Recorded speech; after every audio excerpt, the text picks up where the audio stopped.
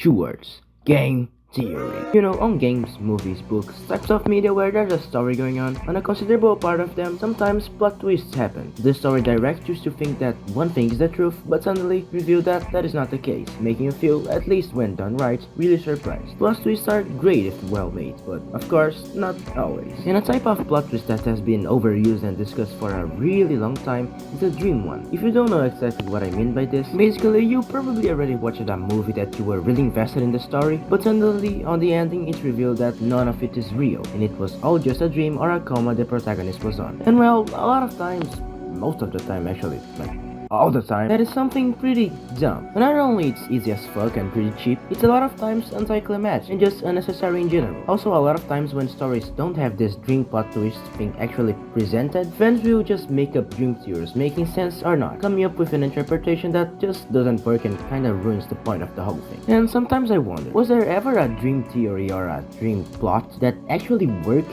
like that wasn't forced and was surprising in a good way? That's exactly what I'll try to answer on this video. So let's talk about dream theory. When it works, when it doesn't work, why and how. Hello, it's me again.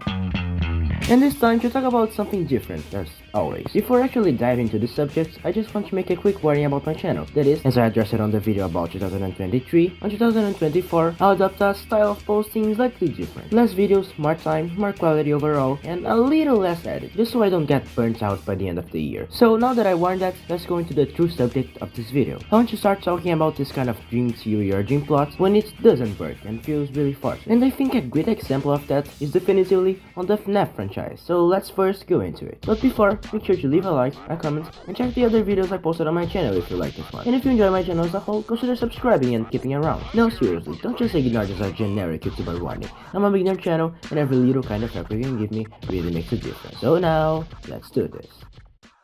Okay, I already talked about this before on my channel, on my video about the first FNAF trilogy that you should definitively give a check. That is the fact that on the first 3 FNAF games, there was a cryptic, really simple, yet interesting story going on. The fanbase would search for clues on the minigames, details on the gameplay, and stuff like that, which is something almost everyone already knows about. But on the 4th game, things took a different direction. You see, on the first game, after putting the really small amount of clues together, since at the beginning the creator Scott Calton didn't really think a lot about the lore aspect of it, you could figure out a pretty simple story. A guy related to the pizzeria you work as a night guard started murdering kids, and the souls of that kids possessed the animatronics, the main attractions of the pizzeria, that you need to survive from. Pretty simple, pretty straightforward. But on the second one, with the success of the first one, Scott, the creator, decided to expand more on that, and gave overall more detail on what was really going on, turning this game into a prequel, giving info on the first victims, etc. And on the third game, they expanded even more, giving us a proper ending to the killer that started it all, where he destroyed the animatronics that he possessed by the ghost children he murdered, but ends up suffering an accident and dying just like them, possessing a robot too. Then everything bursts down and the story seems to be over. Until on the 4th game, as I said, something really weird happened. It seemed like out of nowhere the creator was trying to retcon everything. If you don't know what retcons are, basically a retcon is when the writer changes an aspect of the story that was already set previously, pretending to have planned everything from the start. Like for example, in my story, character A died on the last chapter, but further it's revealed that he didn't really die and was just pretending to be dead. But I didn't plan the comeback of character A. He was indeed supposed to be dead, but I decided to change that and pretend like him being alive was something planned since the start. And well, Scott did that, but instead of retconning a single character or aspect,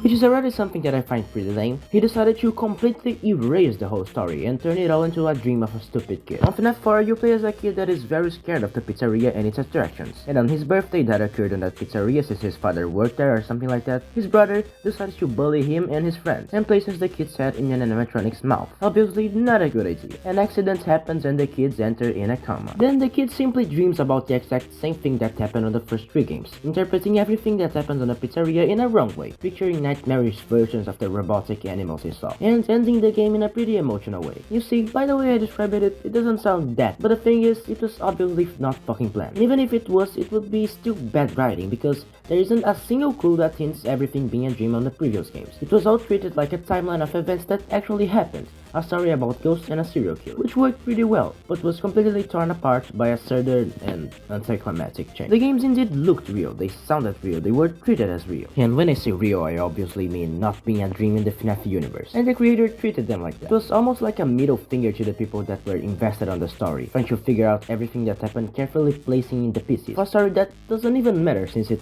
ever happened. And that is something that happens a lot in this kind of dream plot twist. The big problem is that they are anticlimactic, as I said a lot of times before. They don't work to add another layer to the story. They just work to make every character you like, every cool plot line you present as fake, unnecessary. They are simply made for you to react as like, wait, what? No fucking way. But I mean, it's not a happy no fucking way, it's a pretty sad and frustrated one. Just bad. And you know what's even more insane? Is that later there was another obvious retconning the retcon of the dream theory. The FNAF lore is so poorly written, holy crap. But is there another way to actually make this type of sudden change work? In this case, not being a change at all and not being sudden law. Well, of course, it just depends on the story itself and the direction it was taking. You see, making a universe that seems to be happening in a world based on our realities, following to a certain extent realism, and simply not hinting it all not being real at all, is stupid. But imagine a world that since the start doesn't really make a lot of full of metaphors that at first doesn't feel like metaphors, charismatic characters that sometimes act in very weird ways, a story that is actually happening there,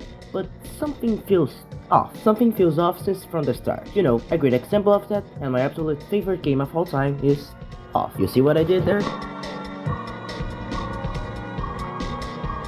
So let's revisit the genius of an RPG Maker classic, my friends. I also already made a video about Off, so if you want to check it out, feel free to. As I said before, Off happens in an abstract and very uncommon world. Since the beginning, it seems like the protagonist, the Better, was just born out of nowhere, and was automatically given a mission by the game directly, which is a pretty weird and straightforward way to start a game. Our purpose is to purify the world, which at first is treated as simply getting rid of the monsters and spirits here. We then meet this little guy, the judge, that is a very weird cat. He talks in an almost comic formal way and gives you a little tutorial. As you can see, this game has a very interesting aesthetic. The world design is extremely simple, being made of solid colors and blocks, and the whole game has this vibe of dream and weirdness since the start. Crossing this world, we meet other characters, we see other environments, and mainly we hear songs, very ambient, very dissonant, and very good songs, creating an atmosphere that I never experienced in any other piece. But okay, enough of licking this game's ball. This video is not about. But as you could see, the world is already established as not making a lot of sense since from the start, and on the ending of the game,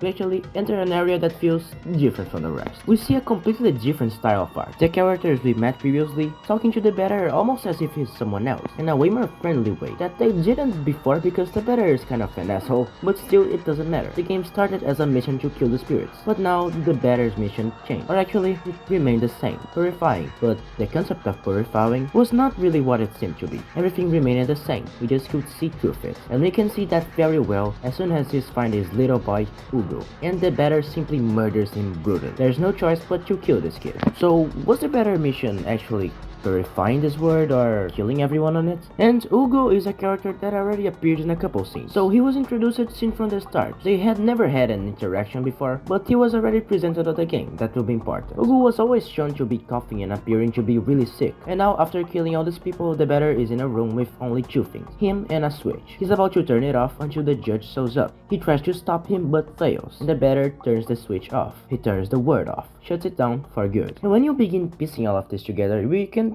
come up with a pretty solid story. Ugo, a sick boy in the end of his life, all the characters we saw before, representations of in real life people he met. When the characters appear and begin acting in a completely different way on that area, it's because despite talking to the Better, they believe to be talking with Ugo for some reason, and the Better is nothing but a metaphor for the disease Ugo has, slowly killing his body, purifying it completely for no reason, for no good. All his friends are dead, at least the representations of them in Ugo's head. It's all beautiful in a grotesque and melancholic way.